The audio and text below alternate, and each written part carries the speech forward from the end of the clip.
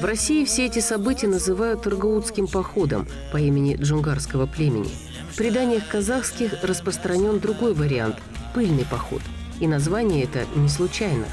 Шанбасар – это налог за проход чужого рода по территории другого рода. Прогоняя свой скот через землю другого, он, конечно, поедал, там, выбивал пыль. И тот, кто прогонял свой скот через чужие земли, обязан был платить налог, так называемый пыльный.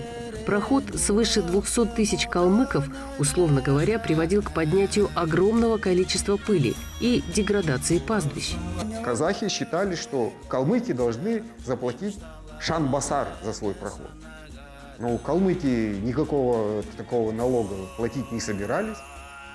И поэтому казахи явочным порядком нападали, кстати, этот налог беря таким явочным порядком, нападая, беря в плен.